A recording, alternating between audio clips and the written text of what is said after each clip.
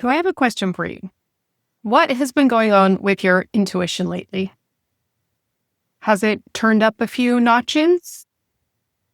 Have you been feeling other people's emotions? Do you think of someone and then a few moments later they text you? Or maybe your dreams have been strangely specific or wildly insane. If that sounds familiar, you're likely not just imagining things. You could be going through a psychic reawakening. So when our intuitive channels start to open again, and I say open again because we are all born with amazing psychic abilities. But as we get older and we go through school, life, church, family, oftentimes these abilities are encouraged to shut themselves down. But at some point, these abilities come knocking at the door saying, listen up, I'm still here. For some people, this could look like seeing images, hearing voices. You might even begin to question, am I crazy? What's going on here? Does everyone else experience this like I am? And the answer is no, not everyone, but a lot of people do. Those who are going through a psychic reawakening. And when our intuitive channels start to open up, the world can feel a bit louder. We can sense more, maybe dream more, maybe feel more. How without context, it can feel like too much. Today, I want to share what that looks like for me, my own reawakening, and how I eventually realized that I was being called into my path as a light worker, and how to recognize when the same thing is happening to you. So my own awakening journey began in my early 20s. At the time, my grandmother was nearing the end of her life, and as her spirit prepared to transition, something in me began to stir, and my psychic senses went from dormant into total overdrive. I started to feel her presence before she passed, and my spirit began communicating in a very direct way that I couldn't ignore anymore. So there is this stage where life looks the same on the outside, but on the inside, you are aware of an entirely new layer of reality.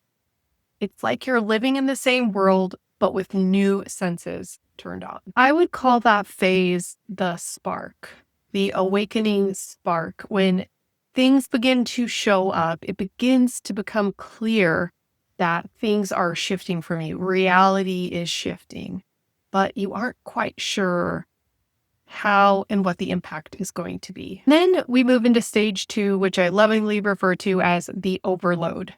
After my grandmother passed, it was as if a portal had just swung open. I began seeing energy around myself and around others. I would walk into a room and instantly know who was angry, who was sad, who was pretending to be okay. Their words might say one thing, but their energy said something else. And my dreams, they were absolutely wild. I was getting messages, symbols, even visits from spirits who wanted to communicate with me. And at that time, I was working in the mental health field, and I was well aware that while I wasn't losing it, it was clear that something had shifted. This was more than intuition. It was a new multi-dimensional awareness. And if you're in this stage, it can feel overwhelming. It can feel lonely. You're picking up on so much, but you don't yet know how to manage it. And then there's stage 3, which is the clearing.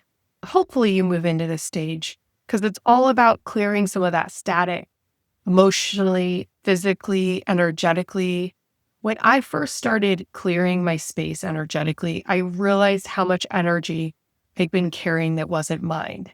And as empaths and intuitives, we absorb a lot from the people around us, so that can block our own clarity.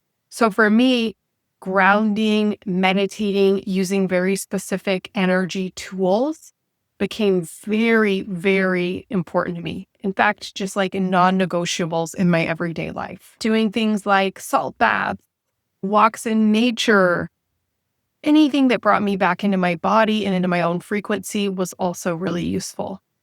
And that's the work I teach now. I help people reconnect to their psychic center, to that calm, clear place where higher awareness lives.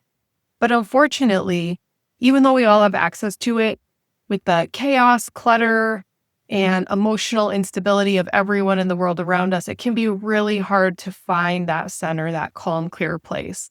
And really, it takes some type of practice and dedication to keep your space clear so that you can become a clear channel, not just kind of a frenzied, out of control empath. After you learn how to do this, after you learn how to clear your space, there's this period that I refer to as the integration period. So for me, eventually things started to settle. I began to trust what I saw, what I felt, what I was experiencing. I knew I wasn't crazy. My clairvoyance and claircognizance became very consistent. And eventually, and don't get me wrong, this took many years of training and reading, I began to trust myself more and really step fully into my abilities. This stage is more about learning to live with your intuitive senses instead of trying to turn them off. You may start asking, how can I use these gifts more consciously as you're going through that integration? And that's where we move into step 5, which is the light worker of merging. And this is when the bigger calling arrives, the realization that these abilities did not reawaken randomly. There was a reason for this, and you came here for a reason. Some people are meant to heal or teach professionally, but others simply bring light through their presence.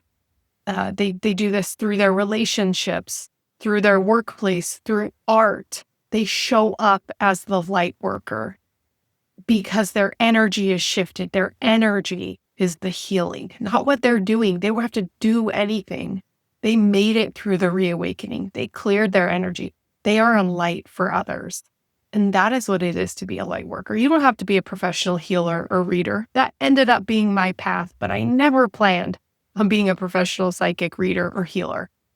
As much as I was into the woo at different points in my life, I never thought this would be my path. But this is where my path has taken me, and I fully stepped into that. The reality is that you don't have to become a psychic to live as one. You just start showing up with more awareness, more compassion, and more power.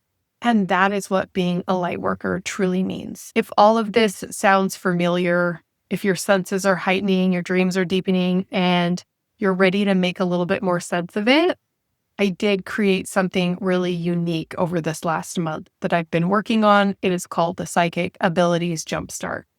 It is 5 modules, 75 minutes in total of grounded, mind-expanding fun where we begin exploring things like the science behind intuition, what all of the clairs and psychic abilities are, and how to strengthen them, and a few of my favorite energy tools that help you clear your space and tune in so that you will leave this class with both the language and the experience of stepping into your intuitive powers more fully.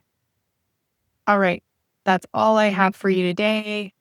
If you are going through a psychic reawakening, you're not alone. Feel free to share your experiences of what you're going through, how you got through it, and any other tips or tricks you have. If you like this video, please make sure to send it to a friend or like it and subscribe. That means a lot to me. Okay, I'll see you next week with another video. Bye, everybody.